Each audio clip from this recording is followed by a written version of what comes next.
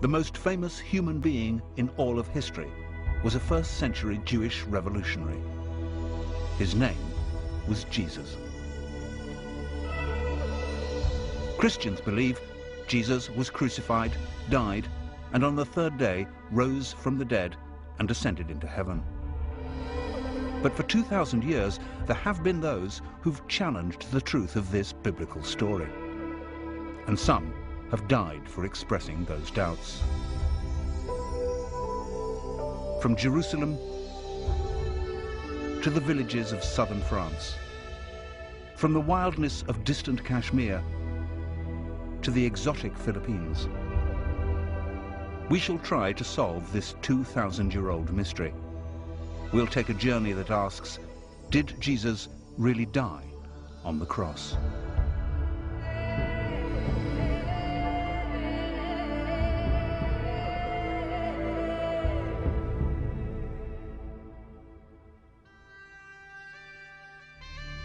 The story of Christianity features not only the most famous name in history, but also the most famous event in history, the crucifixion. For some, or even many true believers, the fact that Jesus was crucified, died, rose again, and ascended into heaven can be literal truth. But throughout history, there have always been those, sometimes Christians, who've asked awkward questions. Would a man die after only 6 hours on the cross? Was he drugged? What really happened in the sepulchre? And if Jesus didn't ascend into heaven, then where did he go? For many Christians, these questions risk undermining the whole basis of Christianity and are extremely controversial. The most crucial part of the story, which all Christians are expected to believe, is the idea that Jesus rose from the dead. The resurrection. The resurrection is actually the primary story at the heart of Christianity, without which you wouldn't have a movement. You could have Christianity without the virgin birth. However, none of them tells it without a resurrection story. Despite the best efforts of the Church, the resurrection of Jesus and his later ascension into heaven have, for 2,000 years, been fertile ground for heresy. Some people suggest that Jesus was rescued from the crucifixion and escaped to live a secret life in southern France. Some have been convinced that Jesus survived and traveled to the mountain kingdoms of Kashmir, where he lived to the age of 80. With the help of leading historians and theologians, we will examine these most controversial theories.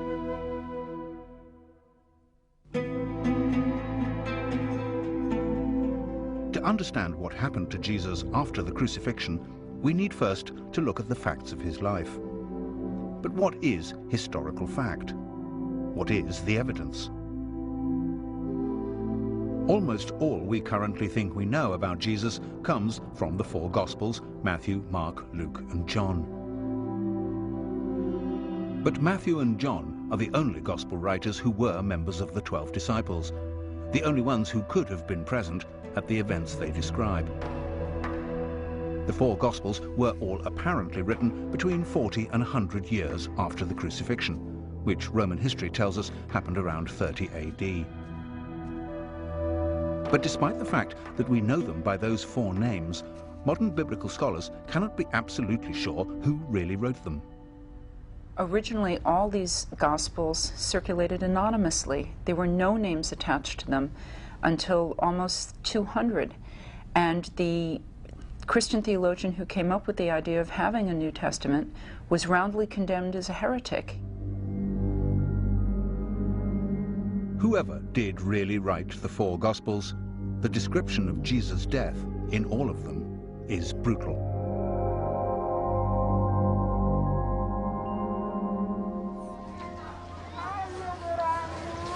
Every year at Easter, Christians in the Philippines reenact the crucifixion of Jesus. They actually volunteer to be crucified. They do it because they believe it will help them to purge their sins. For the onlookers, it's a bloody reminder of what happened to Jesus 2,000 years ago. Crucifixion was the most cruel and atrocious punishment that the Romans could inflict. And it was inflicted only for treason and only on slaves.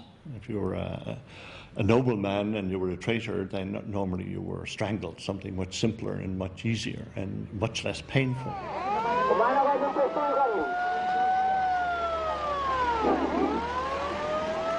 After condemnation, the crossbeam, was strapped to the shoulders of the criminal, and he paraded through the streets with his arms stretched out. At the place of execution, then, nails were hammered into the hands and the feet. In the Philippines, they do use real nails. They do experience the real pain that Jesus felt.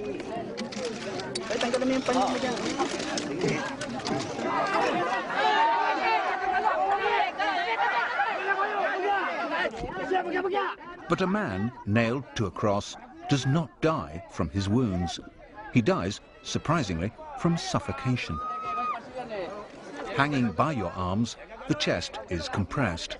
It's hard to breathe without supporting your weight with your legs.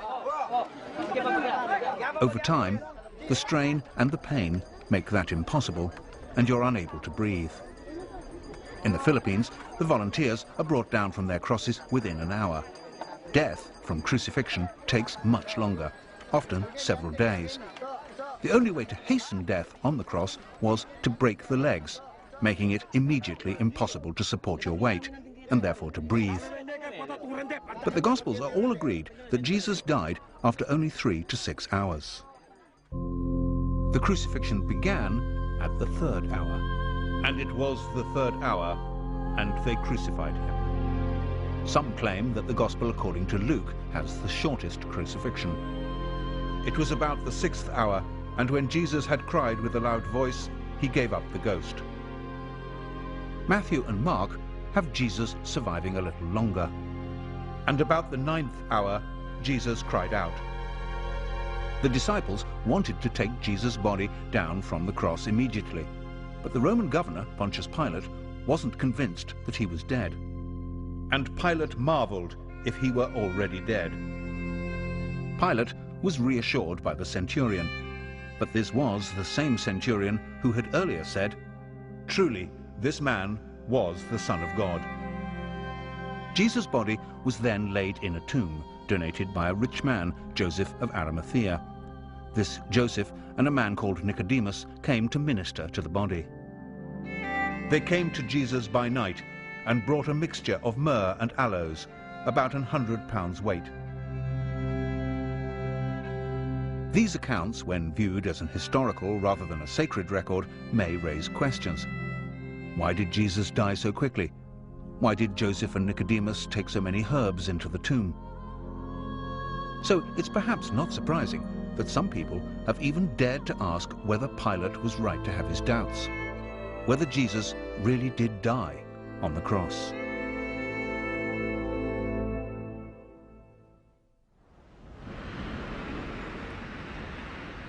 That Jesus might not have died on the cross is an explosive idea, particularly for Christians. In our journey to understand the truth about Jesus' life and death, we need to look further at the biblical accounts of the resurrection. It was here in Jerusalem that Jesus was crucified, and according to the scriptures, rose again from the dead. But in Jerusalem, one is forced to remember that we do not live on a Christian planet.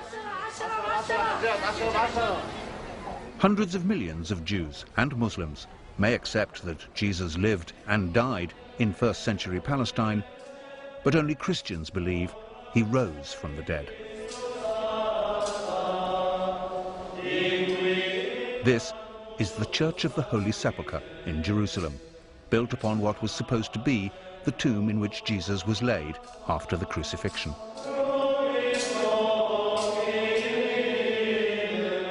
This, according to devout Christians, is the exact site of the resurrection. And if anything can be described as the cornerstone of the Christian faith, it is the resurrection. The resurrection of Jesus, as far as all the Christian churches are concerned, is absolutely fundamental to the faith. There's no question, in my mind, that it's ever going to be changed.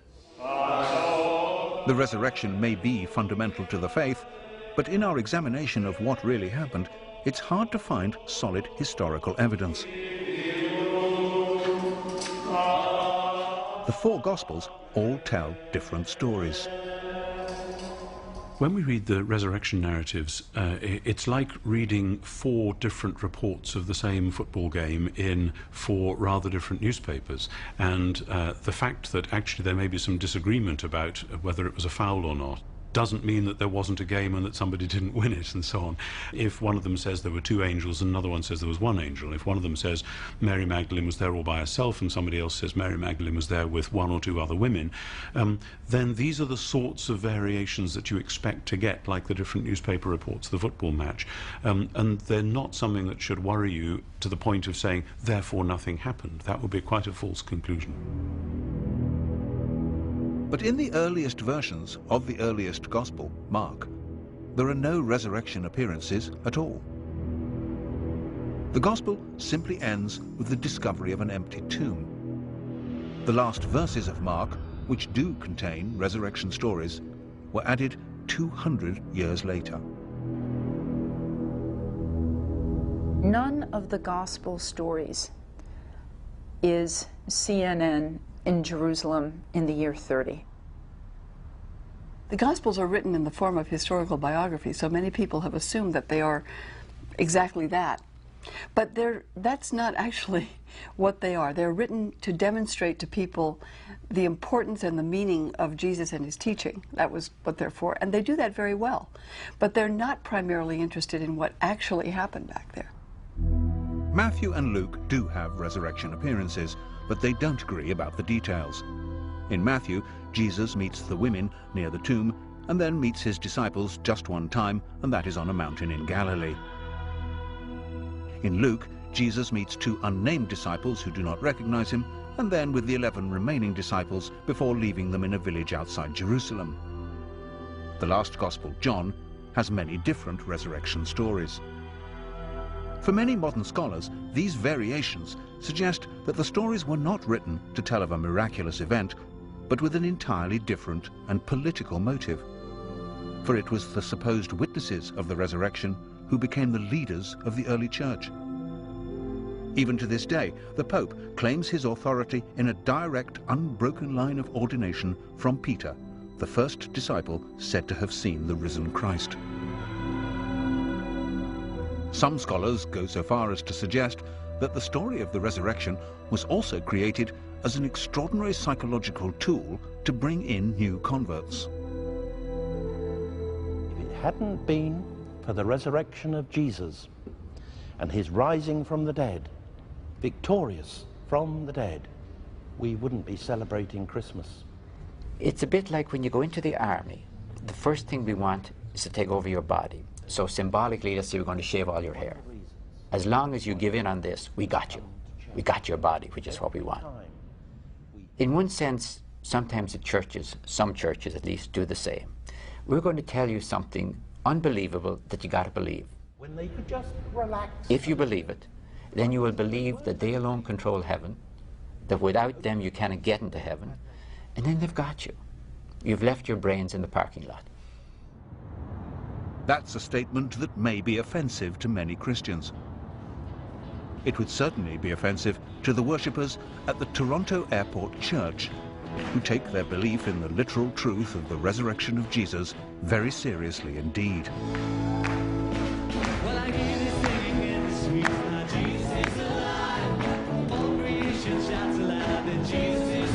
For these Christians, the risen Christ is an active part of the church, and they believe that in 1994, Jesus blessed their church with a miraculous healing mission. For 1 minute,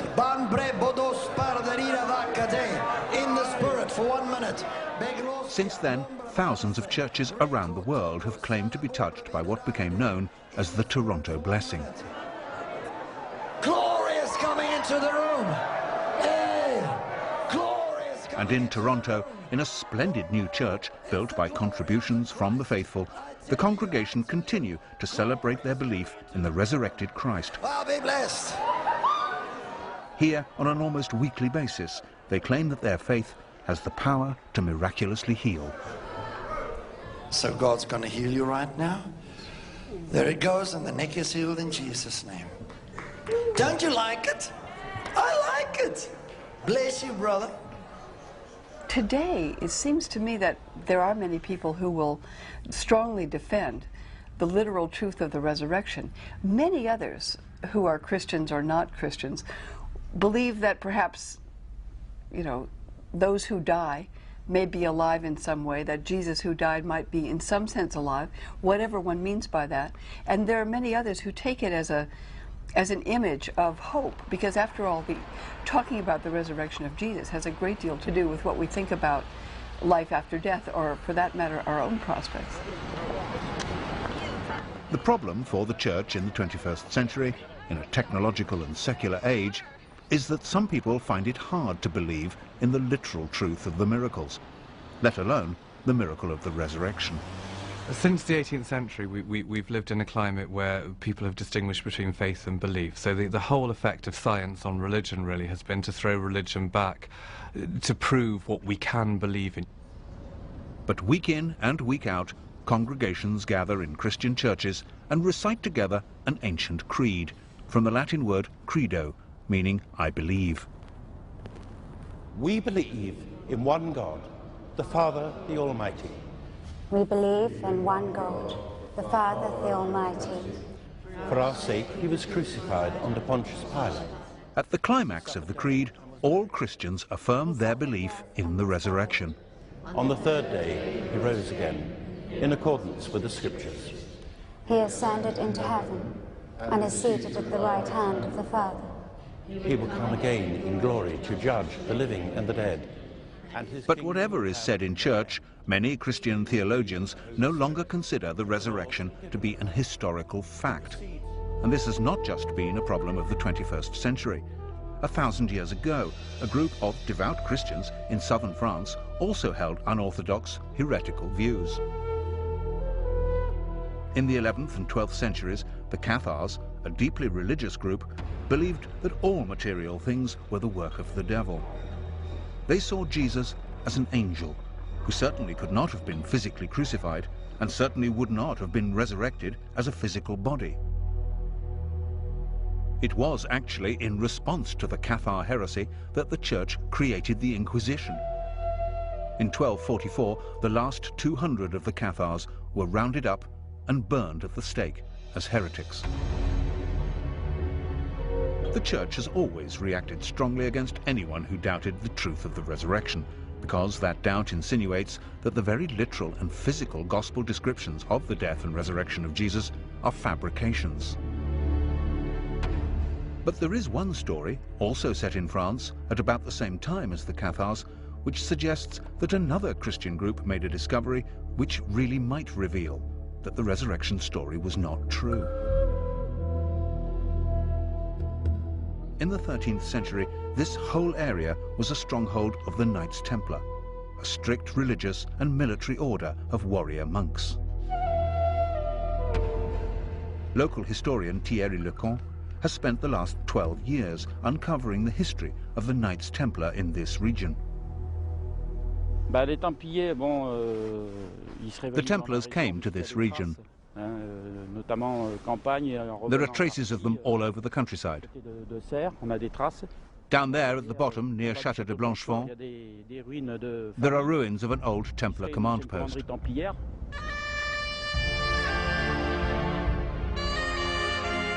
The Knights Templar were committed to poverty, chastity, and the protection of pilgrims en route to the Holy Land. But their main purpose was to keep Jerusalem and the holy sites of Christianity free from the forces of Islam.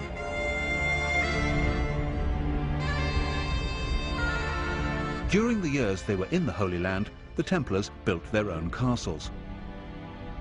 But they buried their dead in graveyards they excavated near to the original Temple of Solomon.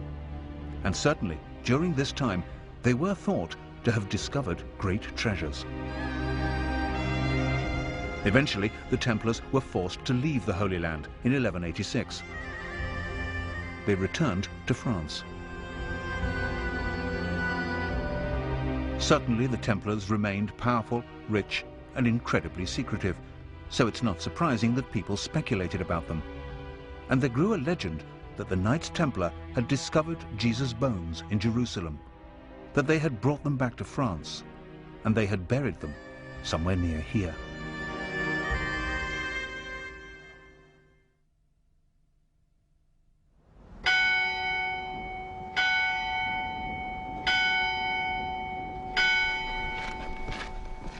The legend that 1,000 years ago the Templars might have found an ossuary box containing Jesus' bones has led modern scholars to a small church in the village of Rennes-le-Château. Writer Richard Andrews is convinced that there are clues here that might reveal what exactly the Templars did find during their excavations in Jerusalem. One can ask the question, did the Templars find relics, an ossuary full of bones, that they thought were possibly the bones of Jesus? Now, if they had found these, it would have been a shock to the system, because the Templars were good Christians. This would challenge the whole doctrine of resurrection, because here are mortal remains. So we ask the second question, why should the Templars risk being accused of heresy and bringing the bones that they thought were Jesus's back to this area? The answer is simple. If they had found something which they believed were the bones of Christ, they needed a safe location. You could hide a church in these mountains, let alone a small ossuary. You can get lost in these mountains today. Imagine what it was like 1,000 years ago. In the late 19th century, the local priest here, called Bérenger Saunier, claimed to have found ancient documents. And whatever they were, he certainly became very rich afterwards. Richard Andrews has found clues among these parchments, using elaborate geometry and transferring symbols from ancient paintings onto equally ancient maps, all in the hope of finding a Templar treasure trove.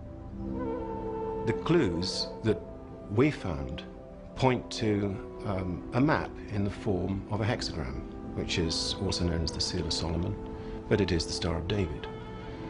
This map points to a specific site. Now we know that the priest, Bérenger Saunier, became fabulously wealthy, but we are sure that he didn't actually find what he was looking for. We can deduce, perhaps, that Saunier received money from patrons to look for a location in the area that might reveal perhaps the bones of Christ. Whatever it is, we do know one thing for sure. The secret that Saunier was giving clues to was heretical. Saunier died in 1917 and took his secret with him to the grave. That hasn't stopped enthusiasts like Thierry Lecan from continuing to search on the basis of Richard's work and trying to solve the mystery. Using local maps on which the geometric lines from Saunier's original parchments have been transposed, Thierry has found further evidence of the Templars' presence here, and he believes he's closing in on the location where the Templars could have buried the bones of Jesus.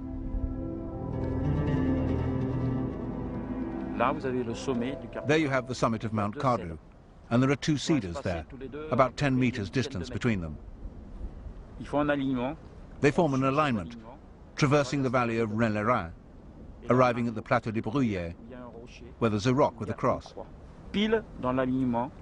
I lined up the compass. I took a long time and I made a lot of mistakes, but I was convinced I'd find something, a cedar or another cross. And then I found a cross.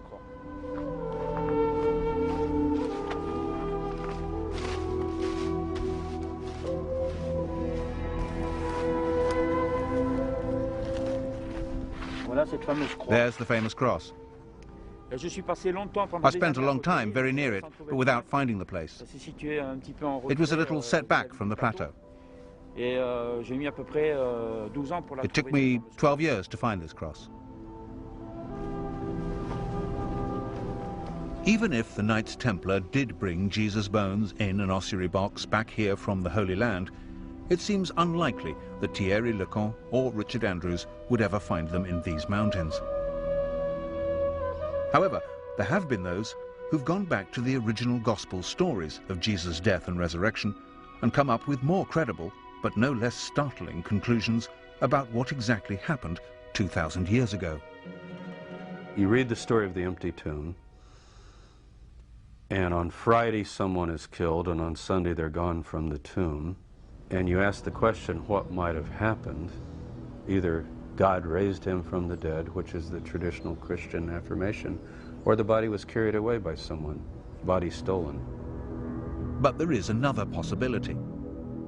The Gospels describe how, after his resurrection, Jesus ate, drank, and Thomas could touch his wounds. It's therefore perhaps not surprising that some people, who've looked for natural explanations of miracles, have suggested that Jesus was alive because he didn't die on the cross. There are many versions of that story. One came up in a book years ago called The Passover Plot, which suggested that he had been sedated on the cross, that he was removed quite early, and therefore could well have survived. That's certainly a possibility. The disciples did manage to give Jesus some kind of substance on a sponge. They filled a sponge with vinegar and put it upon hyssop and put it to his mouth. And Jesus immediately died after taking this substance. When Jesus had received the vinegar, he said, "It is finished." But oddly enough, it isn't necessary to suggest that Jesus was sedated or drugged by whatever was on the sponge in order to believe that he could have survived. There are stories of people who did survive crucifixion. The Jewish historian Josephus wrote of one of his own friends surviving crucifixion in Palestine in the 1st century. He's traveling out to a village named Tekoa to scout land for a Roman camp. And he notices that 3 of his friends are hanging on crosses. So he requests that they be allowed to, that they be brought down. And Titus, the Roman general, gives him permission. The 3 are brought down immediately and given medical care. And 2 of them died, but the 3rd survived. So is it possible that Jesus survived? Certainly his crucifixion was speedily executed, perhaps too speedily. When you look at the story of Jesus and how he was executed by the Romans, he's on the cross for 6 hours. The assumption is that he's dead. The Roman soldiers checked the body. There were 2 others crucified according to the gospel accounts, and they broke the legs of those to hasten their death because the Sabbath day was coming. When they came to Jesus, they said he's already dead. Presumably, his body's motionless, he's quit breathing. They then prepare the body and put him in a tomb, and presumably it's sealed up, and he's dead for all practical purposes. The question, though, is he clinically dead? The question of clinical death is certainly raised by the fact that the herbs which Joseph of Arimathea took into the tomb with the body of Jesus were aloes. These are healing, not embalming herbs. We do have stories, both from the modern world and from the ancient world, where people appear to be dead, and for all practical purposes they are dead. That is, they're not responding to the outside world, but then they do, in fact, revive or come back. We call it resuscitation, but if you want to press the language, that would be resurrection.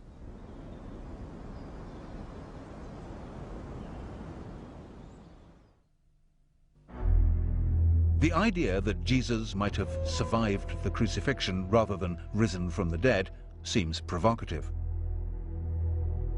But all the Gospels are quite clear that the disciples saw Jesus as if he were alive. If Jesus did survive, it does not necessarily mean that the resurrection story was a hoax or a deliberate falsehood.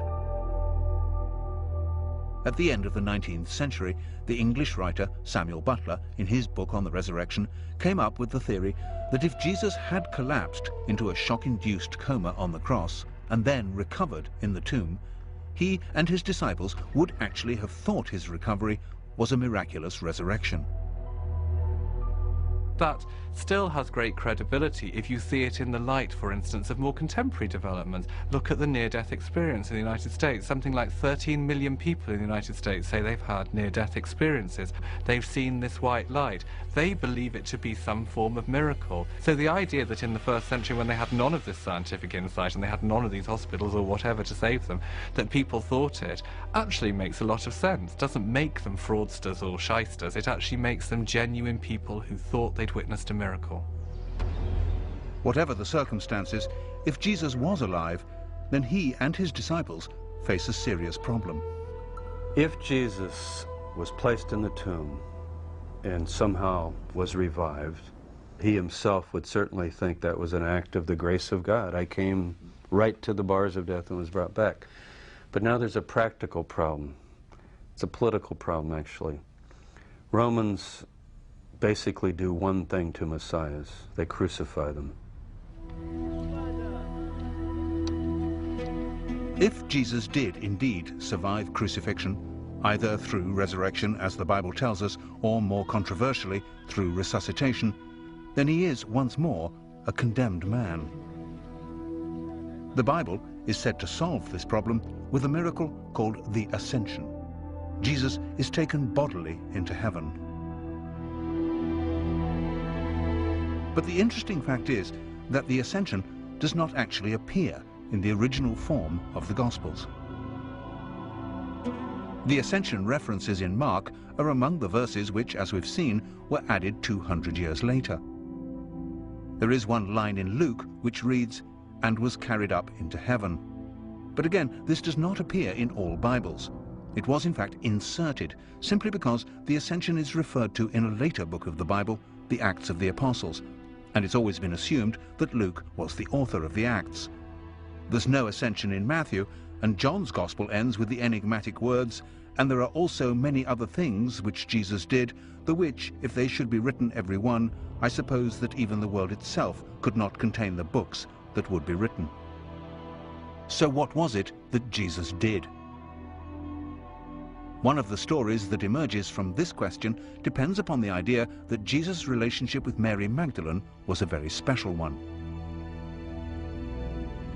If you read John's Gospel, the first person who saw the risen Christ, i.e. the first Christian, was Mary Magdalene. So I think when the church tries to sideline the idea that Jesus had relationships with women, that he had close relationships with women, it's laughable, really. I mean, it's part of this problem that they always say that that the thing that non-believers find hardest about Jesus was his divinity, and the thing that Christians always find hardest about Jesus was his humanity. I mean, he was a man. I'm perfectly happy with the concept that Jesus had a relationship with Mary Magdalene, that it was long and important and, you know, was one of the dominant things in his life. He was human. The idea, of course, that Jesus may have had a very special relationship with Mary may be offensive to many Christians, but some historians have gone even further. They've suggested that Jesus and Mary might have married, that they might even have had children. So if we're trying to find out where, in his flight from the Romans, Jesus could have gone, perhaps we should start by finding out where Mary went.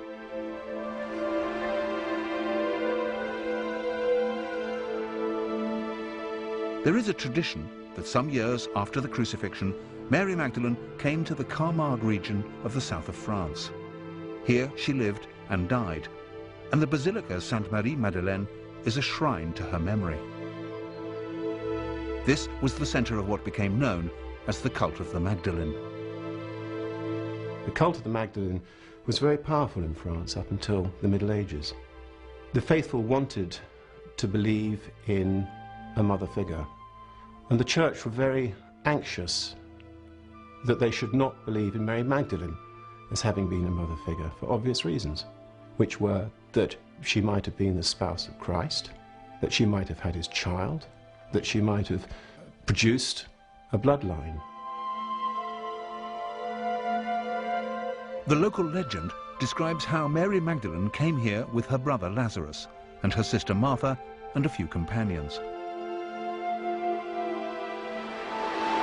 If the relationship between Jesus and Mary was as close as some sources suggest, perhaps one of those companions, traveling incognito for fear of arrest by the Romans, was Jesus himself.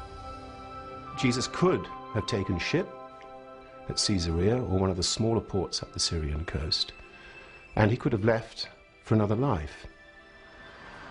And he could well have arrived, as a lot of people believe, in this part of France and begun a new life. He could even have brought his family with him. So these stories could have a historical foundation. After her death, Mary Magdalene's relics were placed in a sarcophagus and then hidden. It was not until 1279 that they were rediscovered, and this basilica was built for their safekeeping. Sealed within the crypt, in the center of the church, is what is claimed to be the skull of Mary Magdalene.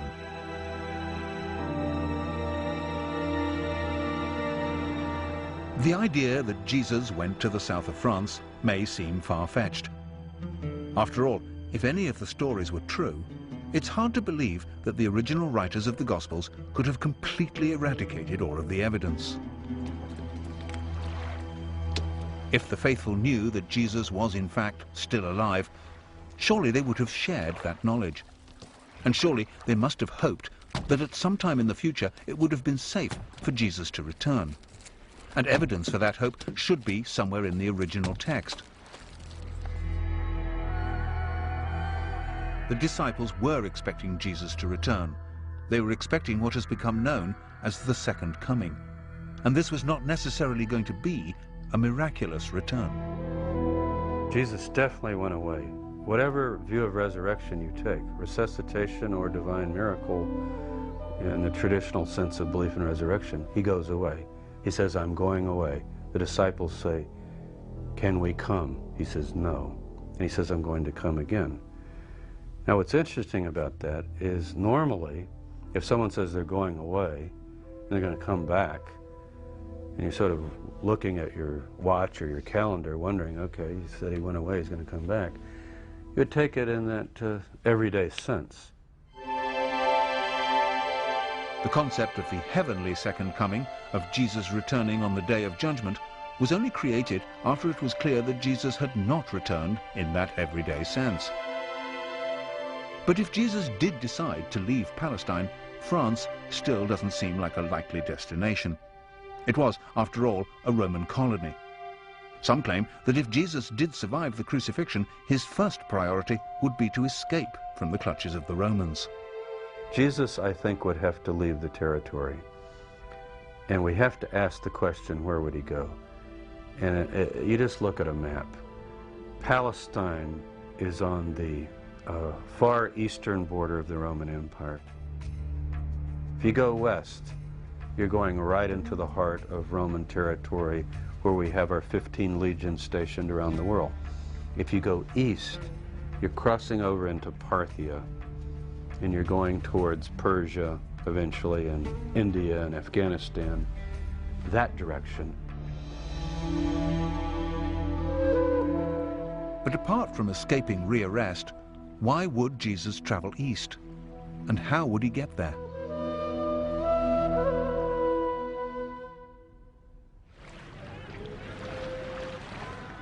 If Jesus did want to travel east, away from the Roman Empire, the journey from Israel was surprisingly easy by land or by sea, on the Silk Route or the Spice Route. It's an accepted fact, for instance, that the disciple Thomas traveled to India and founded a Christian church there. The great tradition of the Indian church is that it was founded by Thomas the Apostle. To travel to India would be no problem. He just had to go down to Gaza and link up with one of the spice trains returning, and then from Yemen get a boat to India. It would have been a very simple, easy procedure that was done regularly. And there's another reason why Jesus might have been tempted to go east. But to understand that, we have to go back to the year of his birth. We all recognize the story in Matthew's Gospel of the 3 wise men from the east who followed a star and presented themselves and their gifts to the baby Jesus. What we perhaps don't recognize immediately is the similarity between this story and the traditions of a religion that is 500 years older than Christianity: Buddhism.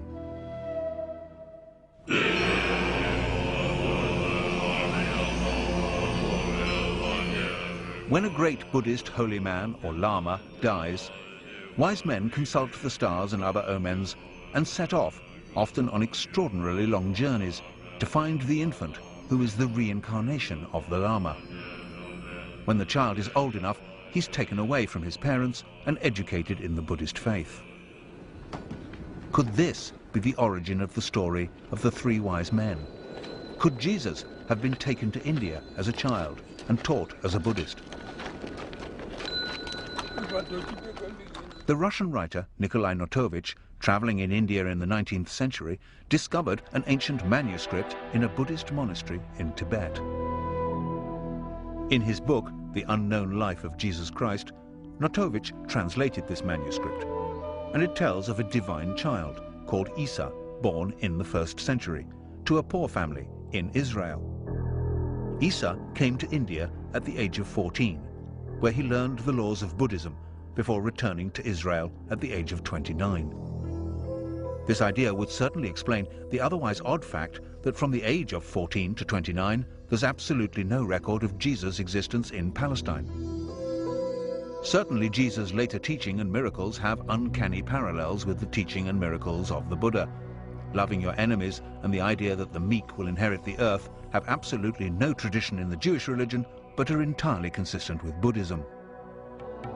And the Buddha was known to walk on water and miraculously to feed many hundreds of his disciples with only a few scraps of food.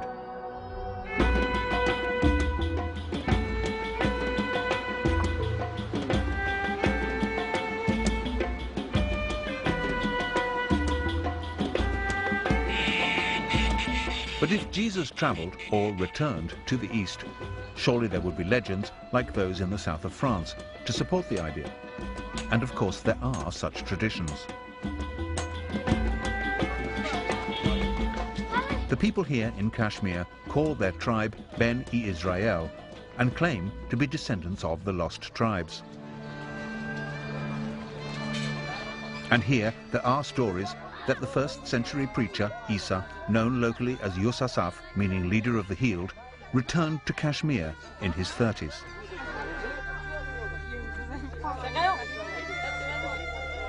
Yusasaf's ministry here can easily be seen as a continuation of the Jesus ministry.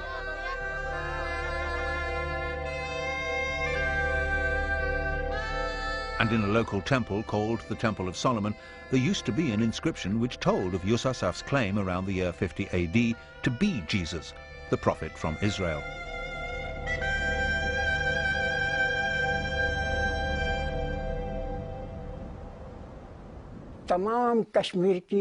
Kashmiri history books tell us that Yusasaf came from abroad. He was a prophet and a messenger. He came from Israel. He came to spread his teachings. He lived and died here.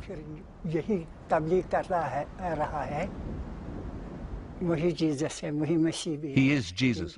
He is Isa. The meaning of Yusasaf is the healer. Another meaning is the shepherd, one who teaches others. And our history books confirm that Isa was known as Yusasaf here in Kashmir. Yusasaf continued to teach and preach in Kashmir until he died around the year 80 AD. He was buried in Srinagar.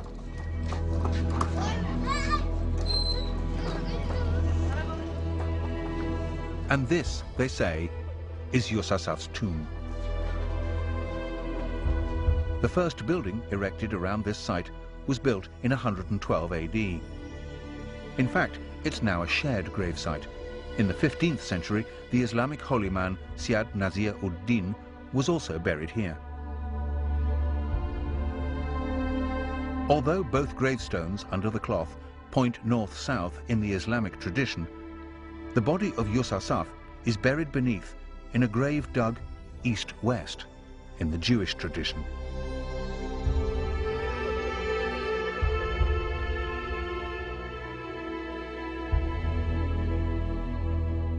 Next to the sarcophagus are two carved footprints.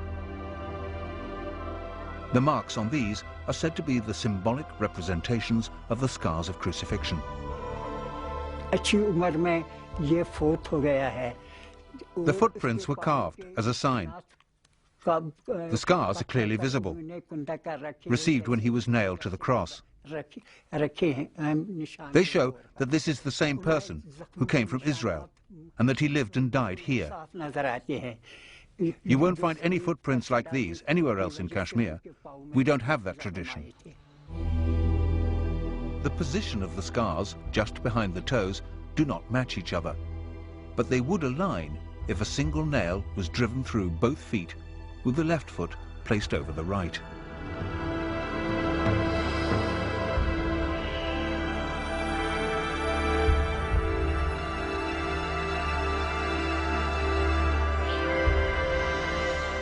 There are many who believe this tomb to be the tomb of Jesus.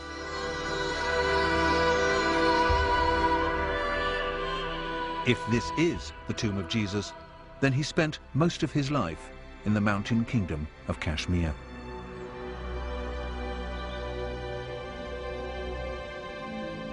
He did not die on the cross.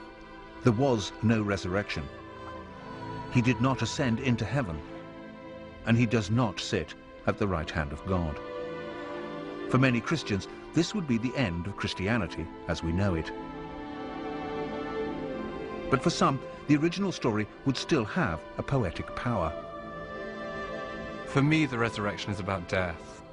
The two things that will happen to us all in our life is that we'll be born and that we'll die. They're the two things we know nothing about. And we have this great void before and we have this great void afterwards. So any system of belief, any religion, any church that set itself up has always had to have some concept, some way of dealing with death. So in Jesus' resurrection at the end of the Easter story is the symbolism of our own resurrection, of our own new life. That in many ways is the great strength of Christianity, and I think to kind of get away from it, to get away from that incredibly powerful symbolism of the resurrection that touches each and every one of us because of the reality of what will happen to us, and start debating whether, you know, bones in a tomb matter or whether it actually happened, completely misses the point of Christianity. And there will always be those for whom none of the inconsistencies and anomalies in the Gospels mean anything. For them, the story still has the hallmarks of truth, of gospel truth.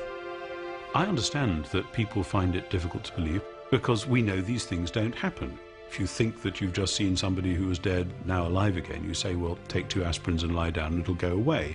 And the thing was, it didn't go away. And what we have in the Gospels is not stories of people saying, well, of course, here he is, he's alive again. We have stories of people saying, what do you mean? Don't be silly, that can't happen. They knew as well as we do. And yet, right in the heart of it all, they come back and say, it really has happened, it's completely blown us away, it's changed our worldview, and it's gone on changing people's worldviews ever since.